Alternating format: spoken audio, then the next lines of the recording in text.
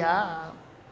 न चैवं विस्मयाकार्यो भवता भगवत्यजे योगेश्वरेश्वरे कृष्ण यत एतत् विमुच्यते। बोले एक होता है योग, एक होता है योगी, और एक होता है योग को कराने वाला, योगों का मालिक ईश्वर। ये जितने योग के कराने वाले ईश्वर हैं, इन ईश्वरों का भी ईश्वर भगवान कृष्ण हैं। इसलिए कभी उनके विषय में संदेह नहीं करना चाहिए। राजन, जब ये गोपिकाएं आई और आई तो भगवान कहने लगा, हाँ आइए आइए, आप सब यहाँ आइए, देखिए कितनी सुंदर रात्रियां हैं और हम आपका स्वागत करते हैं। भगवान क्या बोलते हैं, सुनो।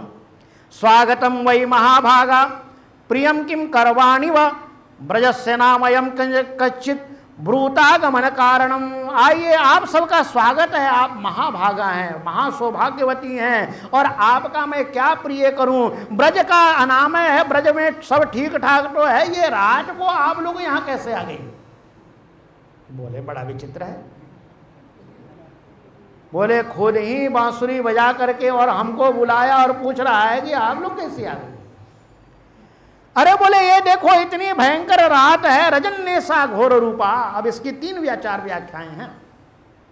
ये जो बड़ी घोर रूपा रजनी है और इसमें भयंकर प्राणी घूमते रहते हैं, और देखो तुम घर की स्त्रियां हो, तुम्हारा यहाँ ज्यादा टिकना ठीक नहीं है। अब देखो माता को, पिता को, पुत्रों को, भाइयों को, पतियों को, सबको छोड़ करके यहाँ आई हो, और तुम लोगों ने ये वन की शोभा भली भांति देख ली, चंद्रमा को देख लिया, चाहे जमुना जी को देख लिया, चारों तरफ वातावरण बड़ा सुंदर तुम लोगों ने देख लिया, अब यहाँ रुकने की जरूरत नहीं है।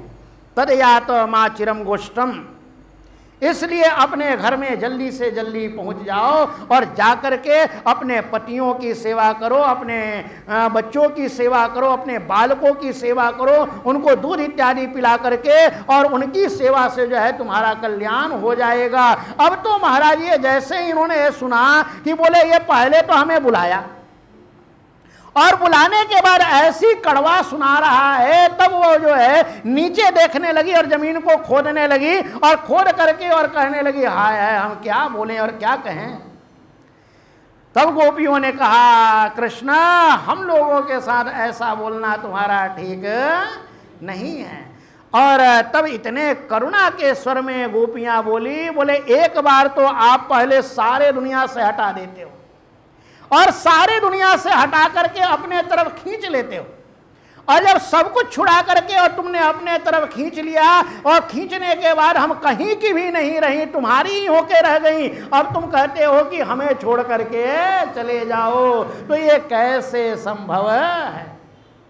मैवं विभुर्हति भवन गदितुम नृशंसम संतज्य सर्व विषयास्तव पादमूलम भक्ता भजस्व दुरवग्रहमात्यजस्वन देवो यथादि पुरुषो भजते मुमुक्षुन।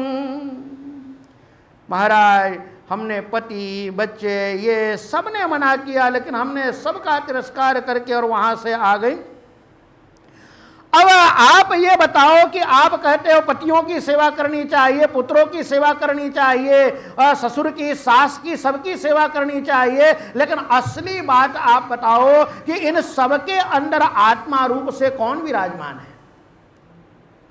असली में आप ही सब पतियों के पति हो, सब बालकों के बालक हो, ससुरों के ससुर हो, सबके मूल आप ही हो। अब तो आप जैसा भी करो हम यहां से जाने वाली नहीं है। ऐसा करके उन्होंने और बड़ी सुंदर भगवान की स्तुति की। एक एक यहाँ पर श्लोक इतना मोती की तरह है, और फिर कहने लगी कि हम तो अब यहीं पर आपके साथ रहेंगे। गोपियों का तन मन धन सब कुछ भगवान के लिए है। और देखो एक सिद्धांत बतलाते हैं, वल्लभाचार्य महाराज जी ने अपने ग्रंथ में लिखा है कि यदि अपने मन में भी काम हो और उधर भी काम नहीं हो, तब काम काम से मिलता है तो संसार का निर्माण होता है, बंधन का निर्माण होता है। थोड़े ज्ञान की बात भी सुन लो। जब कामी कामी से मिलता है तो संसार और बंधन का निर्माण होता है, और जब कामी अकामी से मिलता है तो वहां पर बंधन का निर्माण नहीं होता। भले गोपिकाओं के मन में भगवान के प्रति इतना आकर्षण, इतना काम था, लेकिन भगवान तो आप्त काम है, आत्मा राम है, उनके अंदर काम का प्रवेश है ही नहीं। इसलिए गोपियों का काम वहां पर जाकर के और भुन गया, खत्म हो गया और वह परम पद को प्राप्त कर गई। वहां पर बंधन नहीं बना, वहां पर संसार नहीं बना और वहां का प्रेम दूषित नहीं हुआ। जिसकी जैसी कामनाएं थी वैसे भगवान ने उनके साथ क्रीड़ा की और इनके अंदर ये एक अभिमान आ गया, क्योंकि संसार में अभिमान बहुत जल्दी आता है। उन्होंने कहा ओहो, हमारे जैसी सौभाग्यशाली स्त्रियां तो दुनिया में कोई है ही नहीं, जिनको भगवान ने अपनाया और जिनके साथ भगवान ने क्रीड़ा की। और ऐसा जैसे ही अहंकार आया तो भगवान खट से वहां से गायब हो गए। बोले कृष्ण कन्हैया लाल की। अंतर्हिते भगवती सहसैव ब्रजांगना अतप्यस्तम अचक्षाण करिण्या इव यूथपम। अब जैसे हथनियां हाथी के बिना हो जाए और ऐसे बिल्कुल विचलित हो जाए और चारों तरफ ढूंढने लगे, ऐसे भगवान के गायब होते ही खलबली इनमें मच गई। अब खलबली क्या मची कि महाराज जा करके और एक एक वृक्ष से, लता से, पुष्पों से और सबसे पूछना प्रारंभ किया, अरे बट तूने कृष्ण को देखा क्या? अरे पीपल तूने कृष्ण को देखा क्या? अरे चंपा तूने कृष्ण को देखा क्या? अरे चमेली तूने कृष्ण को देखा क्या?